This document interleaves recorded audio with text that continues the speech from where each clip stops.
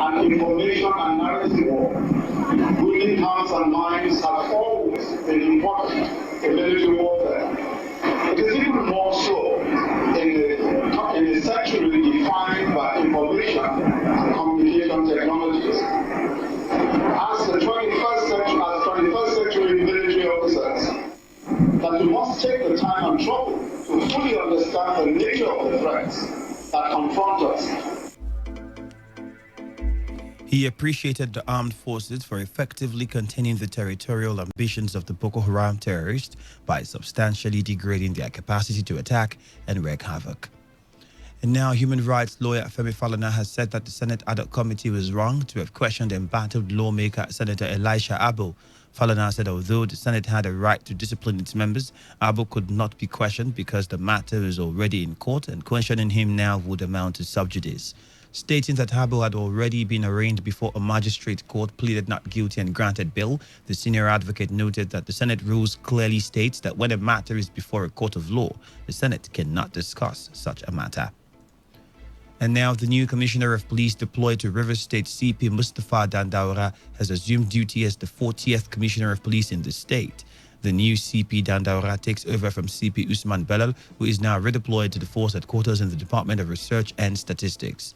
A statement from the Rivers State Police Command says CP Mustafa Dandaura hails from Katsina State. CP Dandaura, who was transferred from Anambra State, assured that his reign will change the narrative in policing strategy and people's trust in the police. And the National and State Assembly Election Tribunal in Port Harcourt has dismissed the petition filed by the Social Democratic Party SDP candidate for Rivers West Senatorial District, Digobu Obagama, against the victory of Senator Betty Apiafi of the PDP. The petition of the SDP and its candidate Obagama was dismissed for failure of his lawyer to participate in the pre-trial hearing process in the matter. The tribunal judges held that the 3 times adjournment shows unseriousness and an intention to delay the matter. Ifedayo Adedikbe, who is the counsel to Senator Betty Apiafi, said the penalty for continued seeking for adjournment is loss of the petition.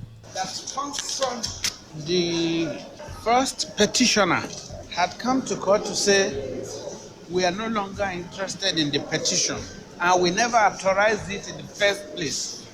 That being the case, the tribunal had rightly struck out their name. Then the pre-hearing that was scheduled, which parties must respect. The first petitioner was not in the position to comply, and the provisions of the schedule to the Electoral Act guiding the conduct of a pre-hearing was invoked on our application, and the court upheld the submissions, and so the petition is dead, having been dismissed. Counsel to the SDP, Samina Elekima, and Collins TK, who is counsel to the SDP candidate Obagaba, spoke on the decision of the tribunal.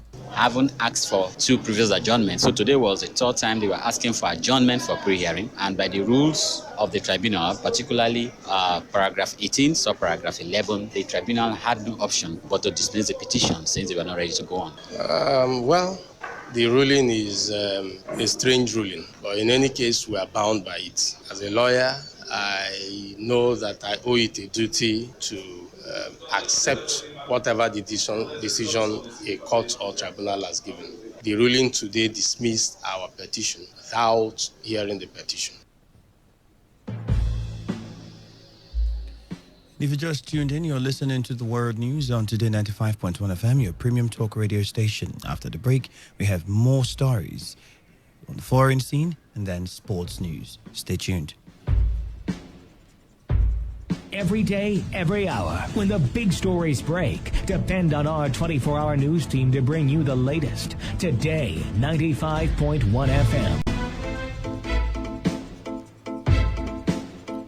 Welcome back. You're still listening to the World News on Today 95.1 FM, your premium talk radio station.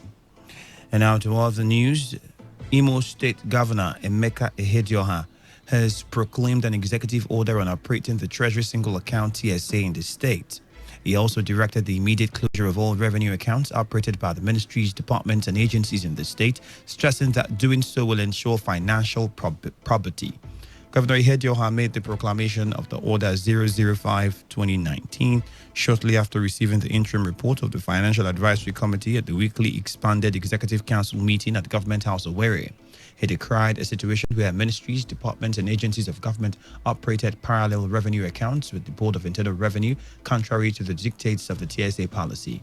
He also decried the existence of a plethora of revenue collection contracts in various revenue segments, which are largely coordinated without requisite regulatory measures. And away from that to the foreign scene, British Defense Ministry says Iranian boats tried to impede a British oil tanker near the Gulf before being driven off by a Royal Navy ship. Spokesman of the ministry said HMS Montrose moved between the three boats and the tanker British Heritage before issuing verbal warnings to the Iranian vessels. He described the Iranians' actions as contrary to international law. Iran had threatened to retaliate for the seizure of one of its own tankers but denied any attempted seizure. And United States President Donald Trump has ordered an investigation into France's planned tax on tech giants, a move that could result in retaliatory tariffs. His trade representative said the U.S. was very concerned that the tax unfairly targets American companies.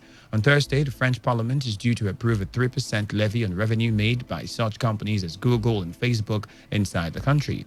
France argues that these firms currently exploit global tax loopholes. Tech giants are able to locate their headquarters in low-tax countries where they declare most of their profits, thereby minimizing their tax bill. And from sports, President Muhammadu Buhari has congratulated the Super Eagles for another spectacular outing that has confirmed Nigeria's progress to the next level in the Africa Cup of Nations Egypt 2019. After the victory over the Bafana Bafana of South Africa, President Buhari said he believes, like millions of other sports-loving Nigerians, that the mission of having the trophy in the country for the fourth time is almost accomplished for the Eagles. This is according to a statement by the special advisor to the president, Femi Adesina. The president urged the team and their handlers to remain focused, disciplined, and scale the remaining two hurdles to glory. And now to end the news, here is a summary of our major stories. President Muhammadu Buhari has nominated Justice Tanko Mohammed as the substantive CJN. The Nigerian police is to arraign about 40 members of the Islamic movement of Nigeria in a court.